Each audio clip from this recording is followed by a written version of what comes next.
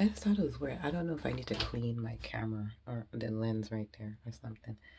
But I've just been back and forth about it, and because I don't want to do it on Facebook, I actually changed Facebook because I have my main account, and I was realizing like I really don't. I want to come to my general account and post things like not for everybody, but really things that I want to remember. And capture one, and I am involved in different groups and pages that I frequent throughout the week, and so to get updates from those two, and Facebook Marketplace, of course, because that's my place three.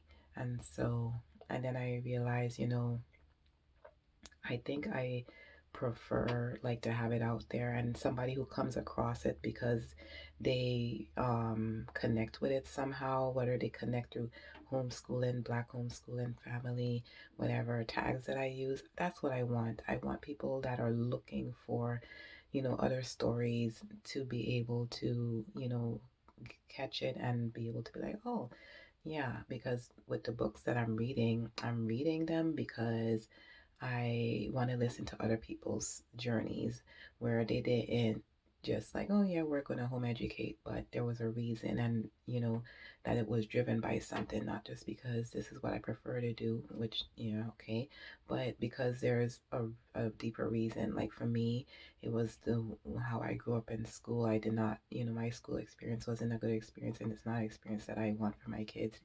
It wasn't a bad experience. It just was, I, to me, came across a lot of opposition from my childhood until I became an adult, and just being myself and being my authentic self, and that not being, I guess, the norm or what was typical. And so people trying to change or stifle or put out that flame of who I am. I'm quirky, I am a weird, and I'm a little crazy sometimes, and everything like that. Yes, and that's who I am. And so if it isn't like everybody else, so what? And that's how I felt.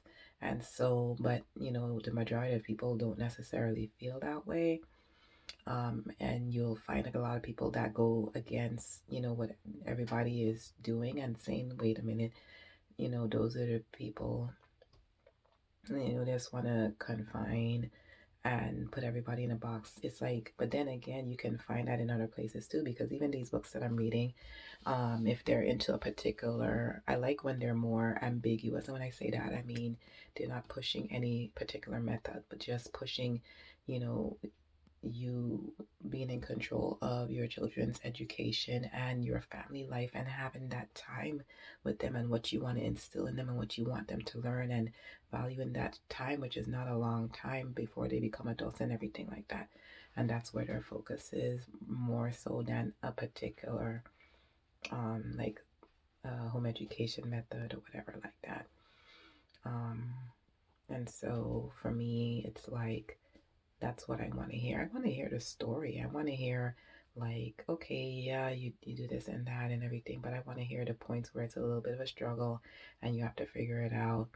And this is what it means to your family. And these are the things that I'm doing for this, for my, for my family to have a different, um, childhood than I did. And what I wished my child would have been nice that my childhood was, or maybe not, because then I probably wouldn't be this way. But but this is, if I could envision a child, this is what I would want for them, and that's what I want to give.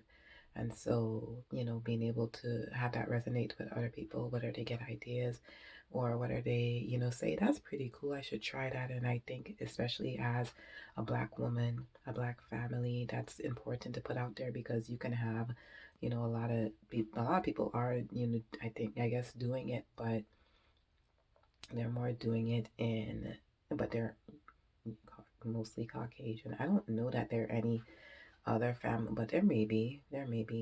And then even when you do find a family, like there was a family, they were homeschooling, but then they're not anymore. And their children are in private school and stuff like that. So it was like, it wasn't like a continual homeschooling thing. So I think, and then not only that, but you can find, a lot of black families, they're their reason for homeschooling is because, of course, of disparity, as far as education and how, people of color are treated in mainstream schools, and, of course, history and all that kind of stuff, with, how the history books are and everything like that. And so wanted to make sure that the installation of African culture and stuff like that is in there. And that's their reasoning. That's not my reason. It's really not. I'm a mom and I am black. And but that is not my being black is not my identity. And I'm also not the type of person, where I'm like, oh, this is that. I think in general, like I don't, it's like I think you need to do what's good for you and your family and you as a person and what you want to instill in your kids. A lot of people will be like, "Oh, if you don't know your history, then who?" I don't believe that. I don't agree with that statement. You cannot know your history and be very fully know who you are, confident in who you are, and stuff like that. Exhibit A. Do I know my grandfather? I remember sitting with my grandfather. I think he had Alzheimer's, and I don't recall him ever talking to me. He just used to sit. So my father, I remember him, but didn't really have much of a relationship there. My mother lived with her. I wouldn't, I say, we have a relationship because she is my mom and I am her daughter. But we don't have a relationship like like as far as the things that I desire to do and what's close to my heart and stuff like that. It's like, she doesn't really know all of that. You know, I don't recall us talking or anything when I was a child or anything like that. We don't have deep conversations. It's usually, about the kids or whatever. Um, and I'm telling her about the kids and everything like that. But, does she know me? Not really. you know, what I put out. I mean, but so what I mean is like I don't believe that you have to know everything about your past. And then to me, that can be a hindrance because you can feel like, oh, well, I won't, but some people can feel like, oh, my mom did this, my grandfather did this, and so I should do this too, type of a thing. And so to me, you can end up being the catalyst that God has for your family to move in a different direction, but you're so used to things being a certain way that that holds you back. Because then the moment you want to go against that or step outside of that, then that same family is trying to draw you back into what was and what everybody does, and this is what our family does, type of a thing. So for me, I want to raise children where their base ethics is this is what our family does. This is, the values that our family holds, not anything that has to do with, you know, what they choose to do, to earn a living. And when I say that, whether they want a career, I do want them to understand that you don't have to be stuck in this, way that society says that things should be done. It can be done another way. And if you feel that inside of you, then go for it. Now, if you feel like want to have a business and be in corporate and all that stuff, then go for that too. Be you. Be your authentic self. So just because I'm not that way, I'm not going to push them against being that way. My push is for you to be your authentic self. And the only way that you can know that is not by knowing who you came from and all that kind of stuff. Because if that's what people are looking, a lot of people looking at, then they would see that, oh, I would not amount to anything if that's what I'm looking at. So to me, that has nothing to do with it. You can come from, greatness, and it actually makes you feel like, whoa, I can't mess up. I can't be myself because everybody knows, my father or my grandfather, whatever. So this is their expectation of me. So all that stuff works. It can work against you, and it does. To me, it's like start with a blank slate. As far as core values, this is the core values that our family has. This is the culture of our family, and that more goes towards internal. Externally, um, you wipe the slate clean and you sit with God and you go after what that is. That's between you and God. you know, and you work with God and take that journey. Take that journey. Like this journey with my hair. It's been over a year and here I am. Well, it actually been let me see. May would be 2 years since I got the braids. Not May, March, right? March would be the year since I first got the braids. That started the whole thing right there. And so here we are. Here we are. And so, well, no, it was before that because of the Wave Nouveau. Wait, no, that was after the braids, right? No, it was before that because of Wave Nouveau. It was a Wave Nouveau. And you know what? I'm gonna have to look at pictures and go back and try to and do that timeline because I'm trying to figure. I remember when I first got the braids, did I have a, I think I did have a relaxer and I wanted to see about going straight. Yes, that was almost 2 years ago. That was in March of 2020. Yeah, because, the pandemic. And she came to the house. Yep, that's what that was. So it's almost 2 years, and here we are back to the relaxer.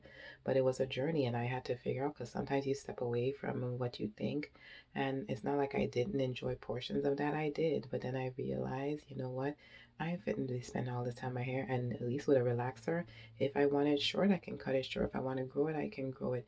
It really doesn't like bear much weight on the time that I spend on it when I do that, except for if I let it grow more, which I wouldn't let it grow, too long. It's usually, not past, my neighbors right here. Then I would just wrap it and then it would still be like setting it, the hair is a little longer or whatever, but I don't set it that much. And so, but when you have natural hair or even from me, texturized hair, it's a lot of work. You have to put all these products in, and sometimes the products that you put in that should work are not working the way that you like. So you have to put in a little bit of this and a little bit of that, and it's a whole thing. It's a whole thing. And so for me, it's like I'm not that type of person that spend too much time on my hair. I just like simple. Boom, there you go.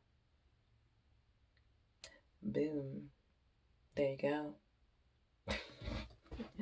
Anyway, let me get situated here.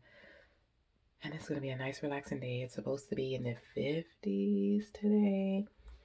Um, and the wind is there's barely a breeze. I mean, there's a little breeze. I can see the trees moving a little bit, but not like yesterday and the day before. That wind was ridiculous. So I'm glad that it died down because that means when that sun gets over the house and it's hitting that deck, I can go outside. But then it also comes with I need to bathe all the dogs and they need to be combed out and trimmed down with the clippers. And today's a perfect day to do it because it's dry. It's not raining today. It's nice and sunny and it's going to be mild. So and I prefer to do it outside than in the house. And their nails need to be done too. So, it's like I wish there were 2 good days because then I would relax today and then get them situated tomorrow.